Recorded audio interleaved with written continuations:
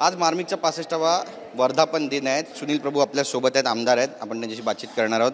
Sir, मार्मिक आणि शिवसेना एक आगळं वेगळं अतूट असं नातं आणि मार्मिकच्या माध्यमातून बाळासाहेबांनी देखील बरेचसे फटकारे ओढले, शासनाला धारेवर धरलं आणि तीच परंपरा अजूनही कायम आहे। निश्चित कायम आहे आणि शिवसैनिक त्याच आपुलकीने मार्मिककडे बघतो। मुळात मार्मिकमुळे शिवसेनेचा जन्म झाला आणि शिवसेनेमुळे सामनाचा जन्म झाला। ही जी काय एक परंपरा आहे ती कायम ठेवण्याचं काम येणारी पिढी म्हणजे शिवसेना प्रमुखानंतर उद्धव बाळासाहेब ठाकरे, आदित्य ठाकरे आणि शिवसैनिक हे कायम ठेवतात। आज वर्धापन दिन आहे आणि खऱ्या अर्थाने आजच्या मार्मिकच्या वर्धापन दिनानिमित्त पक्षप्रमुख उद्धवजींचे विचार हे ऐकण्यासाठी आज अनेक शिवसैनिक आसुसलेले आहेत आणि त्यामुळे त्याच उत्साहामध्ये जो प्रतिवर्षी कार्यक्रम होतो त्याच उत्साहात हा कार्यक्रम होतोय। नक्कीच, पण हीच परंपरा राज ठाकरे पण पुढे नेतात असं वाटतं तुम्हाला? कारण ते सुद्धा व्यंगचित्र काढतात।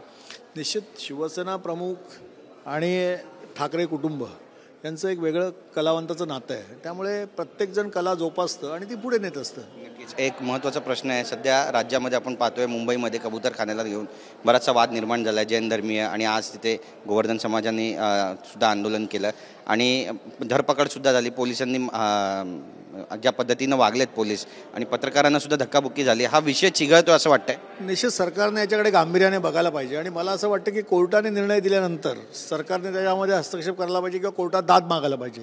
हे काही न करता दोन धर्मियांमध्ये तेढ निर्माण करण्याचं काम ज्या पद्धतीने सरकार करतंय, मला असं वाटतं की सरकारने हस्तक्षेप करून हे सगळं थांबवायला हवं। मंगलप्रभात लोढा यांची आत्ता जी भूमिका आहे त्याबद्दल काय म्हणाल? कारण ते आता म्हणतात की या विषयावर मी भाष्य करणार नाही। ते नरोबा कुंजरोबाच्या भूमिकेत आहेत, परंतु सरकार म्हणून सरकारची जबाबदारी आहे की या मुंबई शहरामध्ये प्रत्येक धर्मीय गुण्यागोविंदाने राहतात, त्यामुळे कोर्टाने दिलेला जो आदेश आहे त्या आदेशाचं पालन कसं करून दोन धर्मियांमध्ये तेढ कशी निर्माण होणार नाही याची जबाबदारी।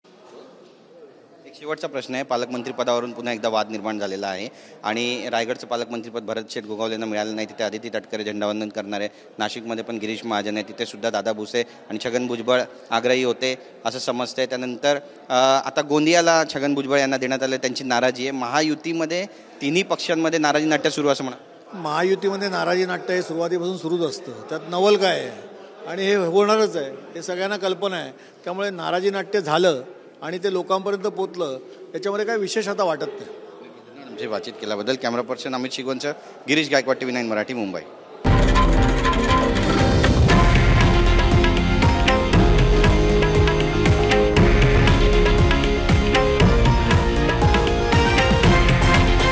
हे आहे देशातील नंबर 1 न्यूज नेटवर्क आणि आपण पाहत आहात TV9 मराठी, एकमेव।